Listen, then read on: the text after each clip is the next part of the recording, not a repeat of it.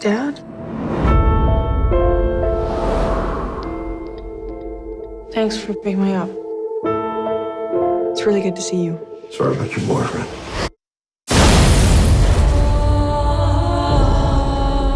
This was your mother's room. You will have to stay in here. The bedroom's upstairs.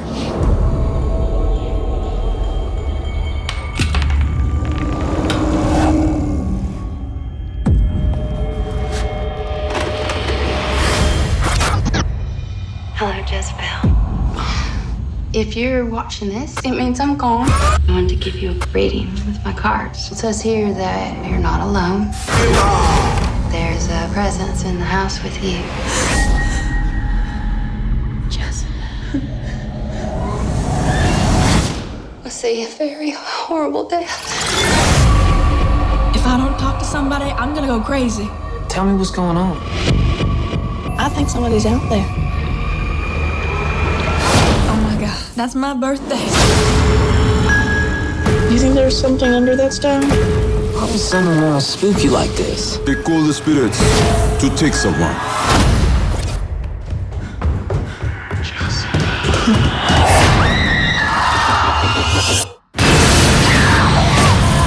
Shut scared out of your mind. I told her not to do this. But Dad, it's Mom! That thing on these tapes is not your mother.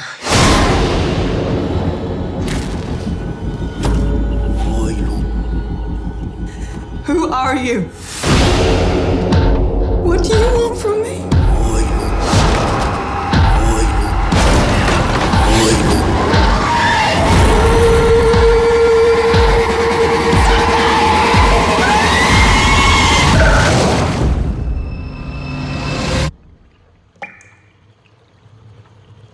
I have been watching over you.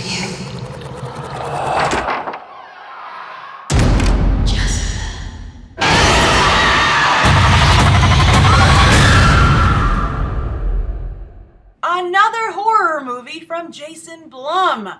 He sure is prolific, and he seems to be really doing a nice job, so I guess I can't fault him for continuing to make these films. But it seems, I don't know, this seems like a bit much. I've just seen 2 horror films, Oculus and The Quiet Ones, and now this trailer, and it seems to some, I mean, there are new elements here which I like, which I'll get to in a moment, but at the end it seems a little bit, again, oh, you have that swampy pier, and we're in the woods, and, you know, they're like, inbred weird people trying to kill me, etc. So while this trailer I think started off a little unique, I was a little disappointed how it dovetailed into the more expected and cliche towards the end. And I think just because a film is low budget doesn't mean it needs to look like it was low budget.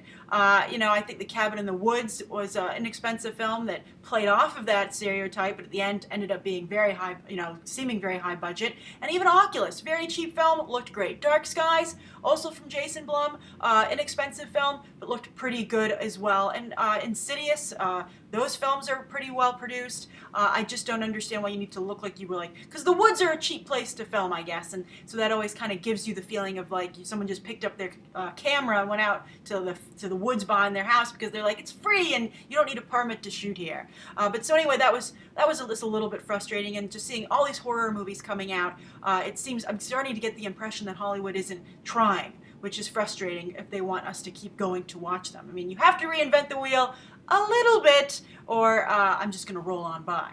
But anyway, the new elements that I did kind of like. I liked the fact that this character was, in a wheelchair. I thought that was a very, I think that you should never, of course, make light of such a situation. Just, I wouldn't just use it for the sake of, oh, this is an interesting twist, because it's of course, a horrible instance whenever it happens in real life. But at least it's something different. And it reminds me, of course, of Oracle, from the DC Comics, Barbara Gordon. But one of the great things about Barbara Gordon is it really plays up how she is not a victim, even though she's been paralyzed, and that she's not helpless either. And one of the things I wish I would have seen in this trailer was them playing up a little bit more how being in this wheelchair is it makes this person more in danger, sets her back a little bit, but how she's able to maybe cleverly overcome it. I think you just see one scene where she's on the floor in that bathroom trying to crawl out of there, but is obviously having difficulty. So I didn't see anything more than a plot device.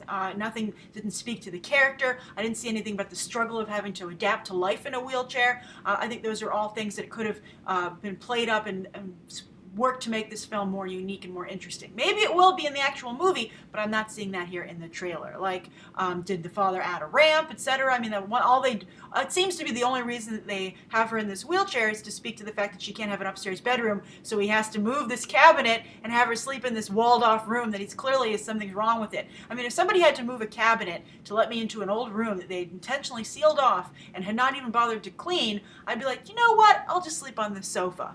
But apparently she's like, this is my old mother's room, let's go for it. And I have to say, the actress playing the mother, Joelle Carter, I'm a big fan of hers. I really like her a lot. She's on the show Justified on FX. That's a pretty darn good show. I mean, it's not as good as some of your shows like, on AMC and HBO and even Showtime to some degree, but it's very solid entertainment. And it has its final season coming up. The last season was very good, and a very good storyline for this actress who plays Ava, Joelle Carter. And I think she's a very good, talented actress. She's really stuck with the series. There was another actress at the beginning who went on to The Following on Fox, and I think she was heading to greener pastures. Not the case, and so I guess she's sorry she left Justified at this point.